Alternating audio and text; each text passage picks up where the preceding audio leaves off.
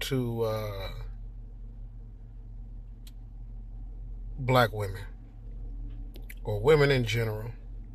This can also go for men, but the majority of the time that I've ran across this situation, it has been a black woman. That's why I said black woman. So you looking for a man,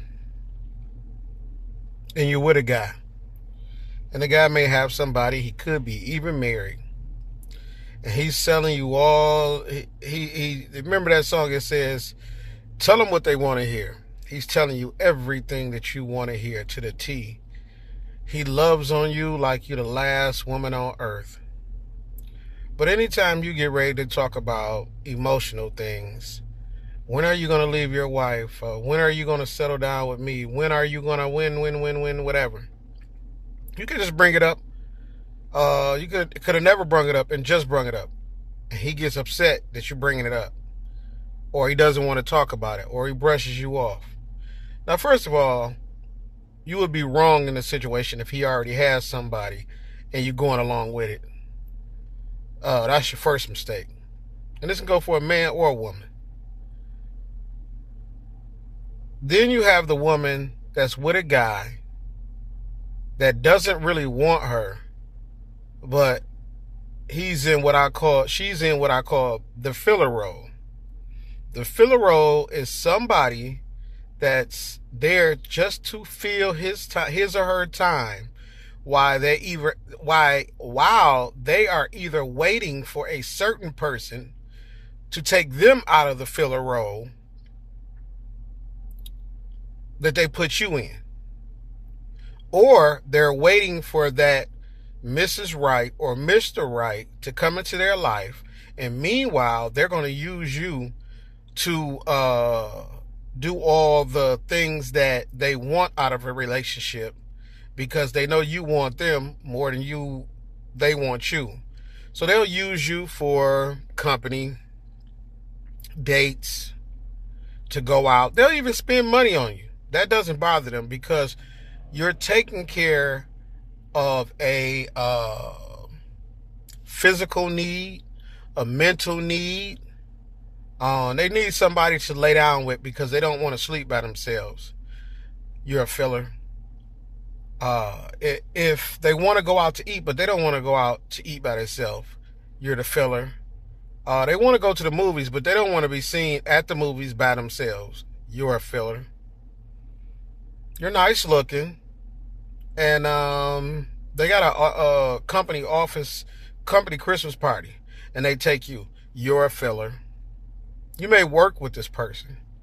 So if you work with the person, you're good to go to lunch with. You're good to conversate with. One thing with us men, we will definitely treat you like a queen of the workplace. And then after work, you are nobody. But I've seen men also that get treated the same way. They get treated like a king. This woman is doing everything because you're her work boyfriend.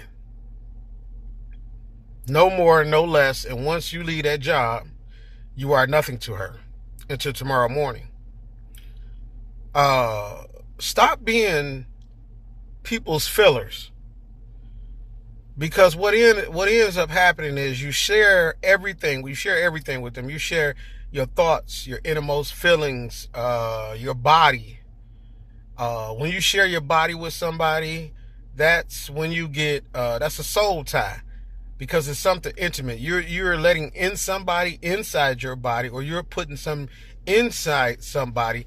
You guys are now sharing a spirit that even days or months after the sexual act is done, there is still a bond between you two.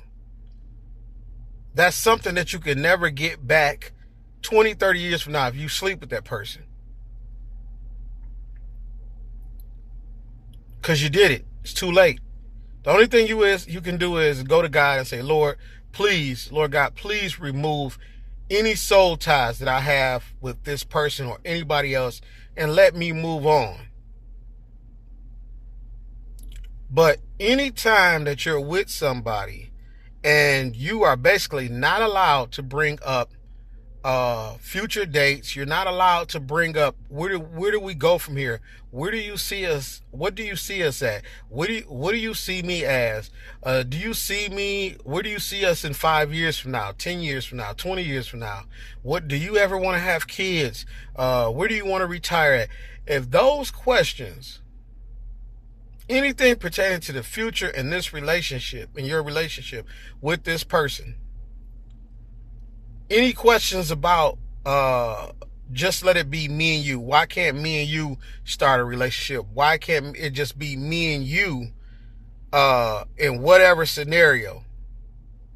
Because you know how you feel about that person. You really care about that person. You want to be with them. You don't want to be with nobody else.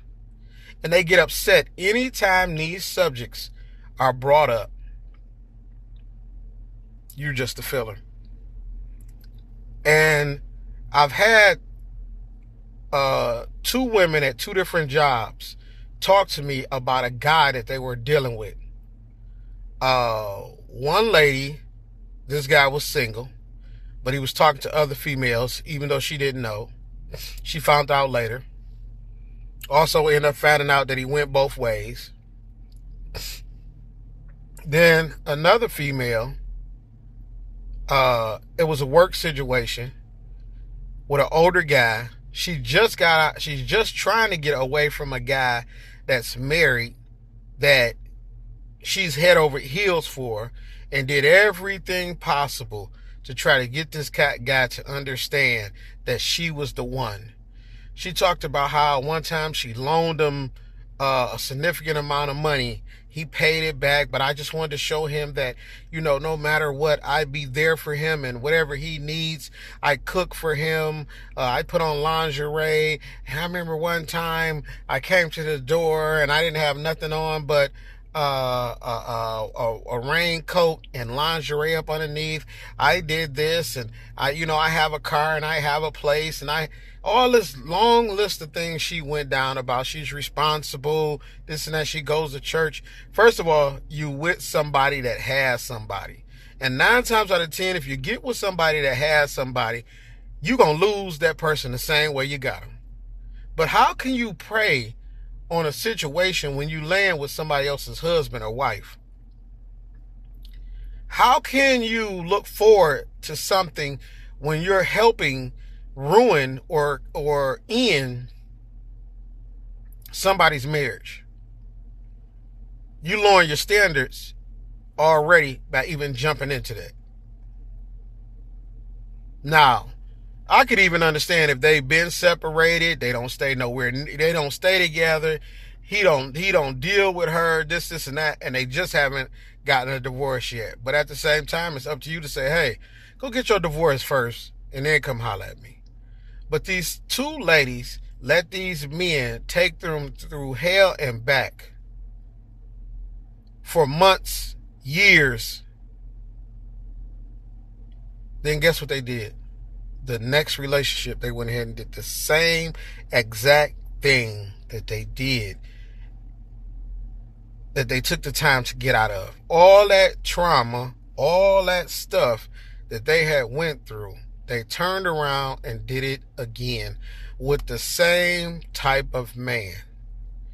Granted, the next man may have been a lot kinder. The next man may have been even willing to entertain the conversations of where do you see us, and so on and so forth. But at the same time, that man or that woman, and for these 2, that man, the next man, was the same way. And both of them are told the same thing. You're a filler. And I say the best thing that I could tell you is to close your legs and be still. Go write down every detail of what you want in a man, what you want in a husband.